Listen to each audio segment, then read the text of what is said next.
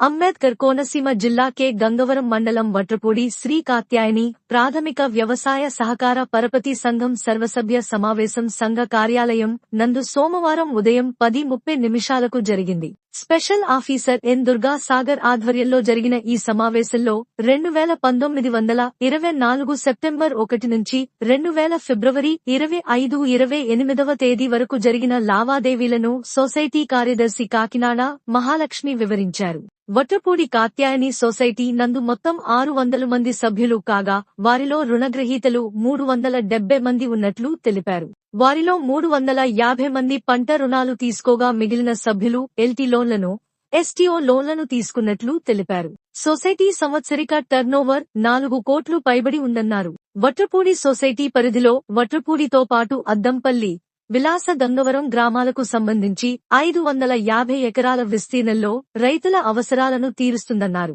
సంఘం సభ్యుల, రైతులు సంక్షేమం మేరకు నిబద్ధతతో ప్రాథమిక వ్యవసాయ సహకార పరపతి సంఘం పనిచేస్తోందని పలువురు సభ్యులు అభిప్రాయం వ్యక్తం చేశారు. కాగా సొసైటీలో సిబ్బంది పనితీరు బాగా లేదని ఈ సందర్భంగా కొందరు సభ్యులు ఆరోపించారు.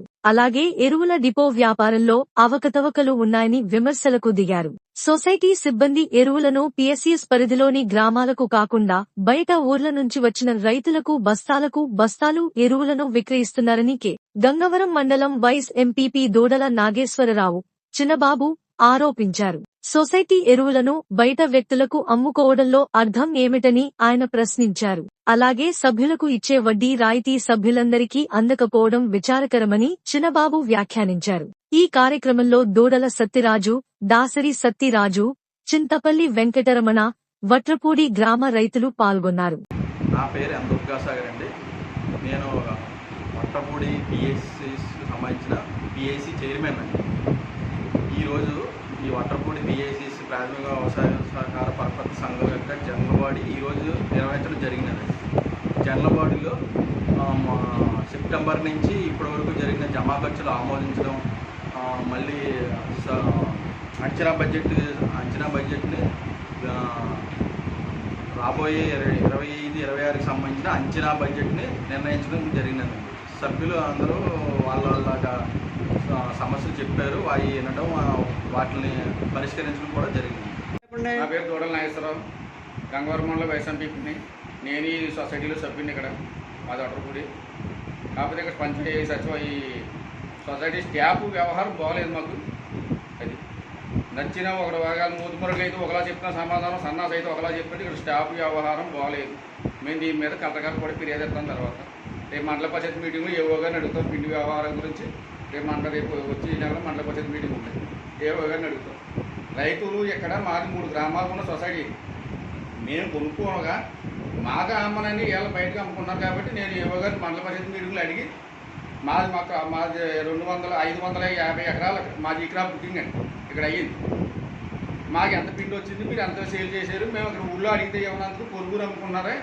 మా పొరుగురులో కూడా సొసైటీలు ఉన్నాయి. మా గ్రామానికి మా రైతులకి ఎంత కావాలో అంత ఇవ్వాలి.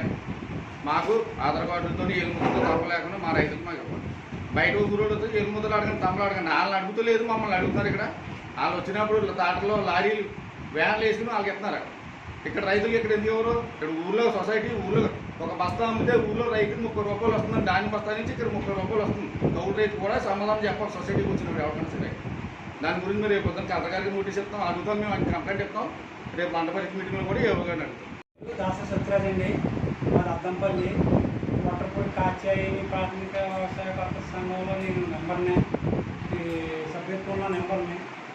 ఇక్కడ సొసైటీ బిజినెస్ కానీ, ఎక్విప్మెంట్ కానీ, ధాన్యం కొనుగోలు కానీ, ఈ వాటర్ ప్లాంట్ కానీ మాకు అన్నీ సక్రమంగా జరుగుతున్నాయి. ఈ ట్యాప్ కూడా బాగానే పనిచేస్తున్నారు. మాకు సొసైటీలో ఇబ్బంది కానీ ఏమీ లేదు. మాకు ప్రజలకు పబ్లిక్లో ఇబ్బంది ఏమీ లేదు. అన్ని సజావుగా బాగానే జరుగుతుంది. పిఎస్సీ గారు కూడా బాగానే సహకరించారు. పిండి వ్యాపారానికి ట్యాప్ కూడా బాగానే సహకరిస్తున్నారు. వచ్చేవాళ్ళు పిండి బత్త ఎత్తాల్సిన పని లేదు. పిండి బత్త ఎత్తి సైకిల్ మీద పెట్టుకున్నారు. రైతు వచ్చి ఎత్తుని పట్టుకెళ్ళాలి. అలా కాకుండా వాళ్ళే సాయం పెట్టి వాళ్ళే తెచ్చి సైకిల్ మీద పెట్టి, లేకపోతే మనిషి తెచ్చుకున్న వాళ్ళు తెచ్చుకుని పెట్టుకెళ్తున్నారు. ఎక్విప్మెంట్ కూడా ధాన్యం కొనుగోలు కూడా ఏమంటే అవుతుంది. వాళ్ళకి పేమెంట్ గత 5 సంవత్సరాలు 28 లక్షలు కావాలంట. ఇప్పుడేమో ఈ ఖరీఫ్ సీజన్ ఏమో 6 లక్షల సెల్ ఏమో కావాలి ఈ పంటకి.